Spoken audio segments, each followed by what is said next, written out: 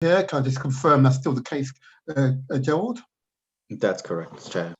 Very good. In that case, now go on to last but not least, of course, ward councillors. I believe we may have Councillor Neil and Councillor Linford Hall. We have Councillor Neil, Chair. Very good, very good, very good, very good. Welcome to you. Welcome to you. Thank in you, that in that case, and Councillor, again, just for the record here, maintain formality. If I can ask you just to confirm who you are, the ward you represent, and then I'll ask you then once you've done that, you may begin your presentation, which you have 3 minutes. Thank you, Chair. Before I do, I would like to inform the committee that I'm a member of staff of the London South Bank University, who own the library which is adjacent to the site. I don't think that's prejudicial, but I think it's fair to make that clear before I start. Before you start in that case, then, can I just ask the legal officer just to provide guidance, please? John, if yeah. Yeah, thank you, Chair. I don't see there's any reason why Councillor Neil shouldn't make his submission as a ward councillor. He's mentioned that, but I don't think that impacts on whatever he's going to say. Very good. Thank you very much. Thank you very much. Thank you, Councillor Neil, for your open transparency. Thank you. Thank you. When you're ready, you may begin your presentation. Okay. Thank you, Chair. So my name's Councillor Graham Neil. I'm one of the ward councillors for St George's Ward. My colleague, Councillor Maria Linford Hall, sends her apologies. She's unable to attend. She's has some other work that she's attending to this evening. I appreciate that in planning law, there's an assumption in favour of approval. We are concerned, as ward councillors, we have been approached by a number of residents, both from 251 Southwark Bridge Road and from Perinet House. We've got concerns for residents of the hostel, which is at the back. Perhaps I'll come to that later. We have concerns about the design of the building, the massing and the height of the building, concerns about the canyon effect, the wind, especially at the rear of the building, and of course light, especially on the lower floors of the building to the north, 251 Southwark Bridge Road. That's been vexing and taxing both Councillor Maria Linford Hall and myself, and of course the residents, especially in the lower floors at 251.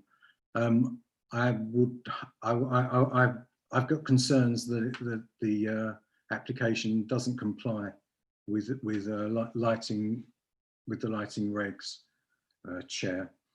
I'd like to echo Councillor Whitehead's point about the use of the building. Simon Bevan and his team, and I'd like to thank Yvonne, Martin, Alex and Simon for the briefings that they've been giving the ward councillors. But I'd like to echo the concerns about a change of use of the building.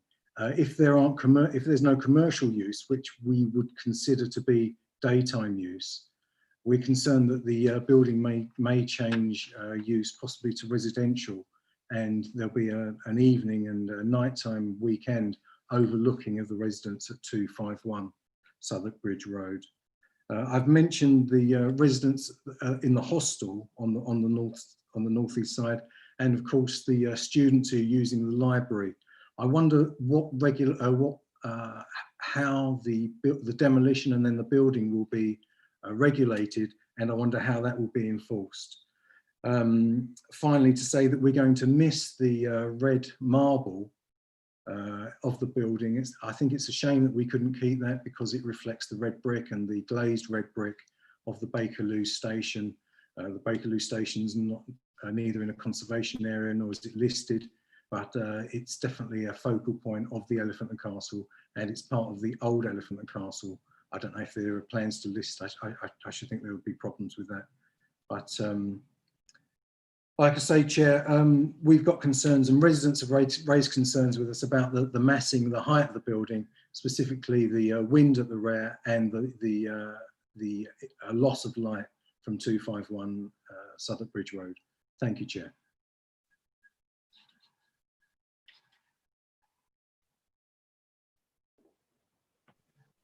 Thank you very much indeed. Yep, thank you very much indeed. I I think before I take questions from the committee, I think it's just, if I may just pick up on your opening point. The committee is independent. We receive recommendations from officers, and based upon the evidence contained in the report, oral presentation today, and any other side visit that might have been made, the committee will then make a determination. We hope that that determination is based upon planning policy, regulation, and so on. So your opening statement that the potency is to approve, whilst maybe the outcome is not a foregone conclusion. I just want to make that observation for you so that we can proceed with equal vigor. Are there questions from colleagues here to Councillor Neil? Councillor O'Brien. Thank you, Chair. Thank you, Councillor Neil. Looking at the BRE report as per the officer's report, yes, there are some, the hands have gone up, there are some stated breaches of the BRE guidelines. Do you believe that they are accurate in terms of their effect on habitable rooms and also effects on residences which are single aspect rather than dual aspect? Do you have any comments on that? Well, thank you for your question, Councillor O'Brien. Thank you, Chair. I got an email yesterday that was really quite galling, quite a long email from a resident of 251 who is one of those most affected, and they chose a south-facing flat because they wanted to live in a well-lit flat, and they're not just disappointed, but they fear there will be medical implications because of in the longer term because of their loss of light. And so I think the short answer to your question, Damien, is yes. Thank you. If I may, just to pick up on that particular point, are you familiar with the report, Councillor Neil? Not as familiar as I'd like to be, actually. I've struggled to find it. We had an extensive briefing from the team late last week. Right. But I don't have the document in front of me, Chair. Right, yeah. I just wanted to pick up to what degree the particular resident is affected, and is that mentioned in the report? Are you referring to a window that's mentioned in the report, and are you able to indicate what then of course the question of this is where there's always from descriptions when it comes to light and the right to light, so it's direct sunlight and versus the general light. Is your resident complaining that they no longer have direct sunlight for particular times of the day, or is it that they fear that the general light would have declined significantly? It is noticeable by them. It's the second point that the. Okay. I mean, without wishing to identify the. No. That's fine. That's fine. How many would fall into this category in your estimation? Well, I think you need to ask the officers that question, Chair. I was asking you because you raised it. You cited at least one. Are you only able to cite just one? Just to be sure. I'm just referring, Chair, to one email that I got, which was galling. Fair enough. That's fine. That's fine. So just one. Okay. Are there further questions from other committee members? In that case, Councillor Neil, thank you very much for your presentation and responses to our questions today. Well, thank you. Thank you very much. Thank you very much indeed. Thank you. Can I now move on? Are there questions from the committee to officers or others by way of clarification, first of all? If you could indicate, Councillor O'Brien. Yeah, sorry, if I could just follow up on that, just to make sure that we're all comfortable with the data that's in front of us with the report. Can you refer to a particular paragraph? Yeah, so it's paragraph 121, which is the table of the BRE data. Unfortunately, it's not Yep. broken down by window. It is summative data. But I just wanted to confirm with officers they are satisfied that those that we don't have breaches of BRE guidelines into habitable rooms, and that where residences have been described as being dual aspect, that they are in fact dual aspect. I mean, in other words, I'm not questioning you, but I just want to confirm the robustness of the data that's in that table.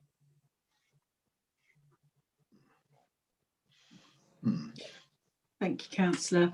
I mean, we did go into some detail because there were a lot of windows that were tested, and we even went back to the applicants to their experts to get further confirmation on some of the figures that they had given us.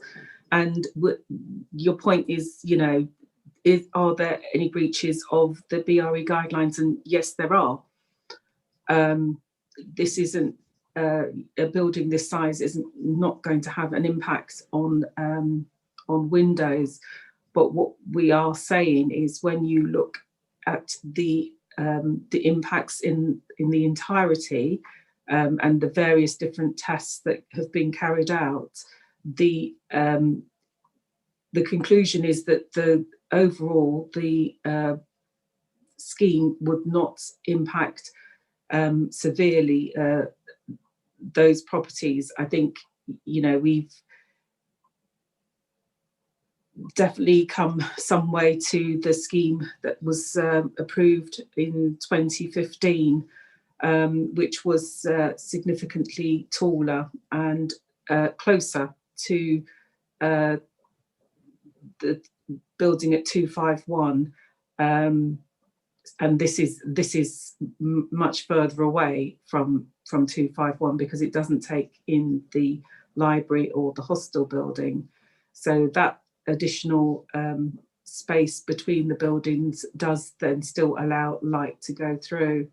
I think I do know where the objections come from, because I think I had an email from the same person, and I think you know there is sympathy for residents of that block, because we can't say that they're not going to be affected, because they are going to be affected.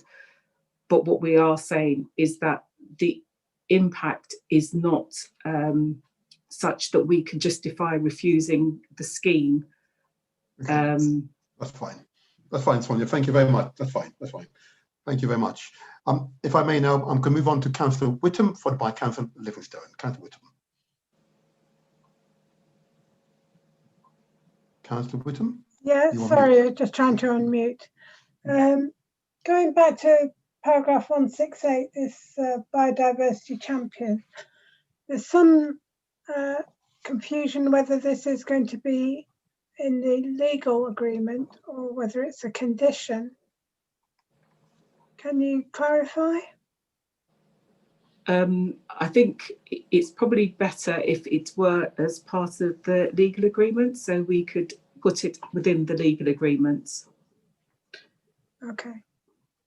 Fair enough. Again, just to be sure on that, if it's got to be in the legal agreement, it's been reported here as such, as an informative, and therefore will be acted on as a result of this dialogue as a committee. That's right. I see John nodding. Fine, that's fine. Good, that's fine. Thank you for that response. Councillor Livingstone. Yeah, it's just to get some further advice on the point that I raised earlier, having looked through the report. Yeah, the applicant obviously has got things in terms of what they're doing with what happens on the roof, but not really in terms of the application of what happens at a ground level outside the building. I'm just wondering whether we could include that as part of the conditions on landscaping that are set out on page 93 to 94, whether that's something that could be added there, or whether we need to, or whether it's something that needs to be considered as a condition that we specifically reference in the recommendation. Obviously, if we can do it as part of what's already there in paragraph 11 of the conditions, that would be preferable, I guess. So just to get some advice on that. Yes, be very useful. Who'd respond? I think we could add it on the condition, but I think we should be checking with the applicant first that they would be happy, because we have to agree conditions with the applicants. Yes, I believe they indicated as such. I can't see them here. Stuart, is he here? I can't see him. Oh, you are here. Hi there. Yes, indeed, yes. You've heard the to and froing here. I believe you indicated positive to this one. Yes, I mean, our understanding of condition 11 on the bottom of page 93 is it includes all the land other than the buildings in terms of the landscaping conditions. So yes, we're happy with that. Very good. Thank you very much. Thank you for your response. Councillor Livingstone, are you happy with that response? Yes, I am, Chair. Thank you. Very good. And thank you, Sonia, for your clarification. Are there further questions to put to officers and others? In that case, then, thank you very much. Are there any broad comments that a colleague might want to make? I know this one is a slightly more complicated one than application than the previous application. Any comments you wish to make? In that case, then, if you're happy for me to move on to a motion in that case, and I would therefore suggest as follows, as noted here. I would like to move that we adopt the officer's recommendation set out in paragraph 1 and 2 of the report and on page 5 of the supplemental agenda pack 1.